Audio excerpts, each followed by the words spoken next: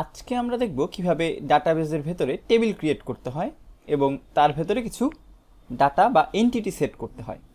এর জন্য শুরুতেই আমি যেটা করব, আমাদের এই সার্ভারে আসব এবং এখানে এসে আমি লিখব ক্রিয়েট ডাটাবেজ এবং এরপরে আমি যেটা নাম দিচ্ছি টেস্ট। এবং এর ভেতরে আমি যদি গো ক্লিক করি, দেখেন টেস্টটা চলে এসেছে। এবং আমরা যখন টেবিল ক্রিয়েট করতে যাব কোনো ডাটাবেজের ভেতরে, অবশ্যই আমাদের এই ডাটাবেজের ভেতরে প্রবেশ করতে হবে। তো দেখেন এই যে উপরে কিন্তু দেখাচ্ছে যে সার্ভারের ভেতরে আমি এখন ডাটাবেজে আছি এবং এইখানেই কিন্তু আমি এখন আমার এসকিউএল কমেন্ট লিখব। এই সার্ভারে যেয়ে যদি আমি এখন টেবিল ক্রিয়েট করার কমেন্ট লিখি, সেটা কিন্তু হবে না। তো আসেন প্রথমেই আমরা একটা টেবিল ক্রিয়েট করি, যার নাম আমরা দিব স্টুডেন্ট।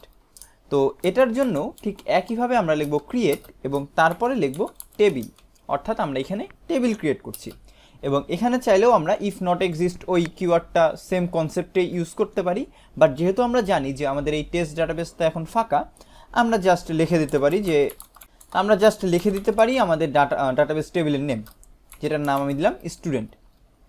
এখন এটার ভেতরে ফার্স্ট ব্র্যাকেট দিয়ে আমরা বোঝাবো যে এটার ভেতরে যে এন্টিটিগুলো আছে সেইগুলো যেন এইখানে আমরা লিখি, অর্থাৎ যেই প্রপার্টিগুলো আমি এই স্টুডেন্ট টেবিলে রাখতে চাই সেগুলো যেন এখানে লিখি। তো শুরুতেই একটা স্টুডেন্টের আসলে কী থাকে, একটা আইডি থাকে। তো আইডির যেই ভ্যালুটা আমরা লিখবো, অর্থাৎ নাম যেটা দেব সেটা হচ্ছে আইডি। এখন আইডিটা কী টাইপের ডাটা টাইপ সেটাও আমাদের এখানে বলে দিতে হবে। তো আমরা চাচ্ছি আইডিটা যেন একটা ইন্টিজার হয়। তো ইন্টিজারের কিওয়ার্ড হচ্ছে আইএনটি। এখানে অনেক ধরনের ডাটা টাইপই আছে, আমরা যেগুলো নিয়ে কাজ করব সেগুলোর সাথেই জাস্ট পরিচিত হয়ে নিব। তো ধরেন আমরা ইন্টিজার রাখতে চাইলে এইভাবে আইএনটি কিওয়ার্ডটা এখানে লিখব। এখন শুধু তো আইডি থাকে না স্টুডেন্টের, ঠিক একইভাবে কি থাকে, নেম। তো আমি দিলাম নেম এবং নেম দেওয়ার পরে যেটা ইউজ করব সেটা হচ্ছে ভার্চার। এখন দেখেন ভার্চার কিওয়ার্ডটা হচ্ছে আসলে বোঝায় স্ট্রিং। এই নেমের ভেতরে আমরা এখন স্ট্রিং রাখতে পারবো। এবং আমি এইখানে দিলাম একটা ফার্স্ট ব্র্যাকেট আবার। এখন এই ফার্স্ট ব্র্যাকেটটা কেন? কারণ এই স্ট্রিংয়ের একটা লেন্থ আমার অবশ্যই বলে দিতে হবে, যে এইখানে আমরা রেঞ্জটা দিলাম 50, অর্থাৎ 50 ক্যারেক্টারের একটা স্ট্রিং আমি নেমের ভেতরে সেভ রাখতে পারবো। এর থেকে কম পসিবল, বাট বেশি কিন্তু কখনোই পসিবল না। এই গেল স্টুডেন্ট আইডি এবং নেম। এবং একটা জিনিস অলরেডি অবশ্যই খেয়াল করে ফেলেছেন যে প্রত্যেকটার পরে কিন্তু আমি একটা করে কমা দিচ্ছি, অর্থাৎ ভ্যালুগুলো অবশ্যই আমাদের কমা সেপারেটেড ভ্যালু দিতে হবে। তো এই তো গেল আমাদের দুইটা প্রপার্টি। এরপরে আরেকটা কি হতে পারে, আমরা সাপোজ দিলাম ডিওবি, অর্থাৎ ডেট অফ বার্থ।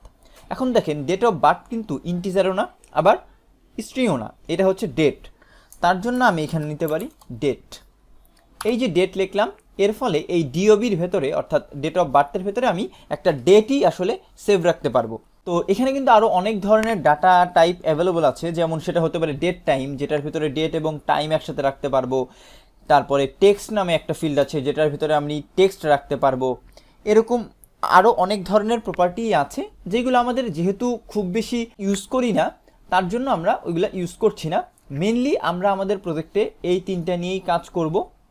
তো আমরা আপাতত এই তিনটাই জেনে রাখি, পরবর্তীতে যদি আমাদের লাগে সেগুলো নিয়েও আমরা আলোচনা করব। তো দেখেন এই যে ডাটাবেসটা আমি ক্রিয়েট করলাম, আমাদের এই লাস্টের কমেন্ট আসলে মুছে দেওয়া লাগবে, যে নিডর দেখাচ্ছে। এই যে ডাটাবেসের কোডটা আমি লিখলাম, এইখানে আমি যদি কোনো এক্সট্রা ফিচার অ্যাড করতে চাই, সাপোজ আমার এই আইডিটা যে আছে স্টুডেন্টের আইডিটা আমি চাই ইউনিক হবে, অর্থাৎ একটা স্টুডেন্টের আইডি কিন্তু পুরা স্কুলের ভিতর ইউনিক হয় যদি আমি ধরে নেই যে একটা ক্লাস এটা, তখন তার জন্য আমি যদি চাই এই আইডিটাকে ইউনিক বানাবো, তখন আমি এখানে লিখে দেব UNIQUE, অর্থাৎ ইউনিক। এর ফলে যেটা হবে, এই টেবিলের ভেতরে শুধুমাত্র একটা আইডি হবে একজনের, সেম আইডি মাল্টিপল হতে পারবে না। এটা হলো ইউনিকের কনসেপ্ট। তো এতটুকু রেখেই আমি এখন দিচ্ছি গো।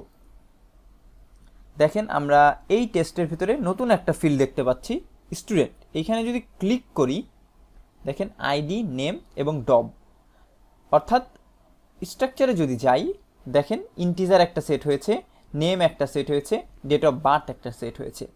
অর্থাৎ খুব সহজেই কিন্তু একটা টেবিল ক্রিয়েট করে ফেলতে পারলাম। ঠিক একইভাবে আমরা চাইলে আরও ডাটাবেস টেবিল একের পর এক আমরা কিন্তু ক্রিয়েট করতেই পারি, এর কিন্তু কোনো লিমিটেশন নাই। তো এই যে ডাটাবেসটা ক্রিয়েট করলাম, আপনারা চাইলে কিন্তু এই ডাটাবেসে এখনও পরিবর্তন আনতে পারেন। এই ইউআই দিয়ে বিভিন্ন প্রপার্টি অ্যাড করতে পারবেন, রিমুভ করতে পারবেন। বাট আজকে আমাদের মেইন কাজটা ছিল হলো একটা ডাটাবেসের টেবিল ক্রিয়েট করা। তো আশা করি বুঝতে পেরেছেন যে কীভাবে ডাটাবেসের টেবিল ক্রিয়েট করতে হয়। আজকের ভিডিও এ পর্যন্তই। সবাইকে ধন্যবাদ।